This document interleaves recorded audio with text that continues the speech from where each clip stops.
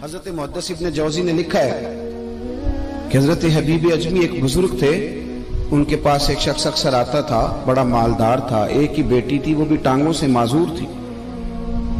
تو آپ اکثر اس کو کہتے کہ تو توبہ کر، اللہ کی بارگاہ میں رجوع کر۔ ایک وقت ایسا آتا ہے کہ پھر انسان کا جب کوئی اپنا نہیں رہتا پھر اسے مصلی یاد آتا ہے، لیکن اگر مصلی کی عادت بچپن سے پڑ جائے نا تو پھر ذرا آسان ہوتا ہے اللہ سے دل لگانا۔ وہ اکثر آپ اس کو کہتے کہ ٹھیک ہو جائے کہ تو بیٹی ہے، وہ بھی بیچاری معذور ہے، تو کہاں دولت لے جائے گی۔ آج کرتا ہوں، ہم تاریخیں دیتے رہتے ہیں نا اللہ تعالیٰ کو معاذ اللہ کہ رمضان سے میں نے نیک ہو جانا ہے، عمرہ کر کے آؤں گا تو پھر میں پکا نمازی ہوں۔ خدا کے بندو، کس نے تجھے بتایا کہ رمضان تک تو زندہ رہے گا؟ کس نے خبر کی کہ عمرہ کرنے تک تو بچے گا؟ حضرت حبیب اجمی اس کو کہتے تو کہتا بڑی جلدی ٹھیک ہو جاؤں گا۔ ایک دن سویرے سویرے توبہ کرنے آ گیا۔ آپ نے فرمایا کیا ہوا؟ تو کہنے لگا حضرت جی کل ایک 15 سال کا نوجوان ملا ہے اور مجھے توبہ کرا گیا۔ مزہ ہی اس عمر میں اللہ اللہ کرنے کا، نبی کریم سے محبت بھی کرنی ہو تو یہی عمر ہے۔ عشق لگا سی کھیڈاں کھیڈ دینوں تے پھر مینوں کھیڈاں بھول گئیاں، کجل پایا سی میں یار دے ویکھنے نوں، پھر او دی یاد وچ روندیاں ہی ڈول گئیاں۔ حیدر شاہ اس گلی کدے نہ رولدی پر ہن تے رولدی رول گئیاں۔ جن لوگوں نے ابو جال کو قتل کیا تھا ان کی عمر بھی 15 سال تھی۔ ہم تو بڑے ہی نہیں نہ ہوتے ساری زندگی، نہ ہمیں کو بڑا ہونے دیتا ہے، ہم بڑے ہی نہیں ہوتے، یہ تو عمر ہے کچھ کر گزرنے کی۔ 15 سال کا نوجوان توبہ کرا گیا تو حضرت حبیب اجمی کہنے لگے وہ کیسے؟ کہنے لگا حضرت جی میں کل منڈی گیا تھا، مجھے کچھ سامان خریدنا تھا، تو بغداد کے بازار سے میں نے مچھلی خرید لی 10 کلو، باقی بھی سامان تب خود لے جا نہیں سکتا تھا۔ تو مزدور آپ کو پتہ ہے بیچارے آج بھی سڑکوں پہ بیٹھے ہیں، تو مزدور بیٹھے تھے تو ان میں ایک نوجوان 14-15 سال کا، چہرے پہ بڑی روشنی تھی۔ میں نے اس کو کہا بیٹے مزدوری کرو گے؟ کہنے لگا حضور مزدوری بھی کرتا ہوں، پڑھائی بھی کرتا ہوں، اور جو اللہ کو منظور ہو اس کی عبادت بھی کرتا ہوں۔ میں نے اسے کہا کہ یہ میرا سامان ہے فلان جگہ پہنچانا، کیا لوگے؟ کہنے لگا 3 دینار مزدوری۔ سودا طے ہو گیا، اس نے سامان اٹھا لیا۔ کہتے ہیں رستے میں ظہر کا وقت ہو گیا، کہنے لگا چچا اگر اجازت دو تو نماز پڑھ دوں۔ 15 سال کا جواب۔ کہتے میں رکھ کے نا وہاں سامان تو پھٹے پہ بیٹھ گیا، وہ نماز پڑھنے چلا گیا، باقی لوگ دیر سے آئے، وہ بچہ جلدی آ گیا۔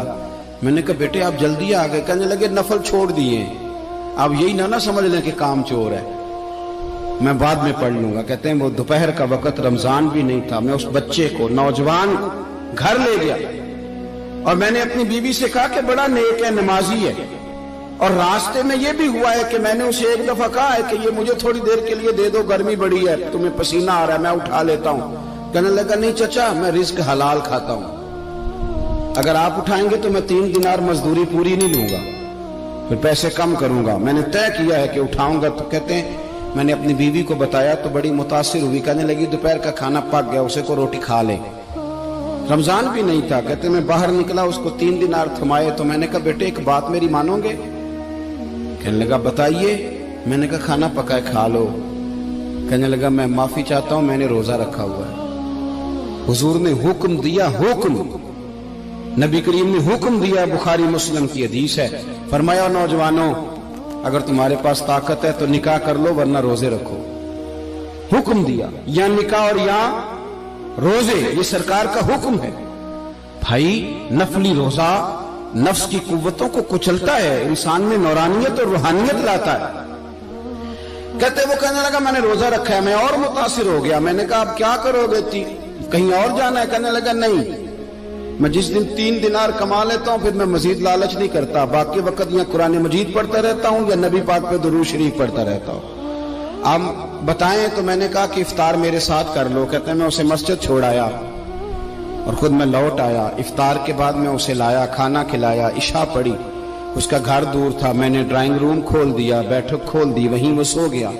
میری 20 سال کی معذور بچی کبھی چل نہیں سکتی تھی، کوئی طبیب کوئی حکیم میں نے چھوڑا نہیں تھا اس کو دکھایا نہ ہو۔ ایک ہی بیٹی، وہ بھی معذور پیدائشی، اس کے کمرے میں گئے، میاں بیوی اسے کھانا کھلا اور بتایا بیٹے ایک نوجوان ہے، بڑا نیک ہے ہمارے گھر میں، آج بڑا پرہیزگار۔